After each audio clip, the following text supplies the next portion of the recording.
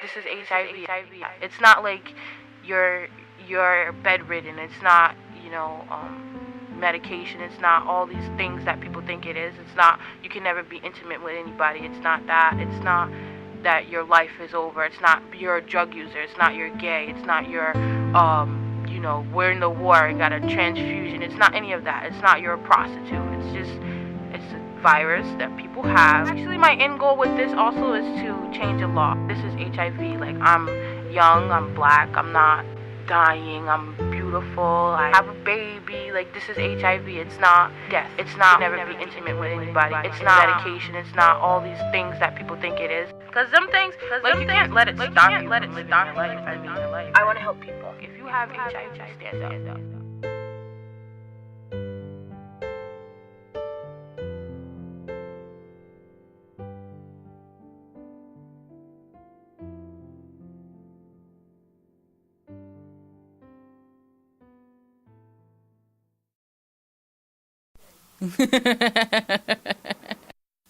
And I really still, I understand what a viral load is now, but it's kind of scary because then you're just thinking about the war going on in your body, about how these viruses are attacking you from the inside out and you can't do anything about it.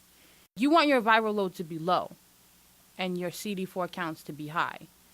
You're just sitting there waiting for them to tell you it, and they usually just jot it off, your viral load's this and your viral load's that, even if you don't understand what they're saying. And usually you have to break in the conversation and be like, what the heck does that mean? And they'll tell you. And then they'll try to break it down in simple terms for the non-understanding minds. The last time I saw Dr. Kojak was after my daughter was born. And then I hadn't been to see her in a while. I wanted to stay on top of my appointments and make sure that, I wasn't one of those people that were slacking. She's always really nice and excited to see me, and she always asks about the baby. It was nice to see her. And so, because she hasn't seen my daughter yet, we go into the next room, and my nurse, she does my blood pressure, and then I just sit and wait for the doctor. While I'm sitting there, if what they're going to say and everything like that, what Dr. Kojak's going to say, and they know that I was practicing the Muslim faith, and that I don't have to take off my head wrap, and I didn't necessarily have to wear it in front of them, but since I felt naked without it, I wore it anyways.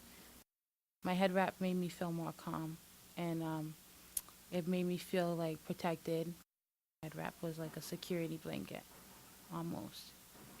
Now I don't have a security blanket because I feel more comfortable with the staff and more comfortable with my doctor and more comfortable with the diagnosis and with the vocabulary that goes along with it, with the diagnosis. So I don't feel like I need something to hug or have hugging me so that I can feel safe. When Dr. Kojak's holding my file, even though I know it's my right that I can look at it, I'm kind of sneaking peeks. I'm looking over her shoulder when she's not looking. But my last visit, instead of I usually want them to tell me what's in my medical file, but my last visit I was very confident and I was like, can I get a copy of my medical records?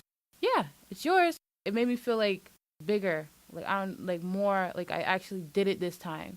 I was I want a copy of my viral loads and stuff like that, and they gave them to me. Now I'm just being more assertive and telling them what I want. I think they give the flu shot to people with HIV as a precaution so they don't get it. But I hate getting the flu shot because it hurts so bad and then I bruise.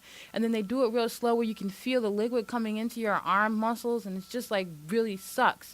This time when I got my flu shot, I was thinking, well, my immune system is so low now, lower than it was. I was kind of scared that I was actually going to get the flu.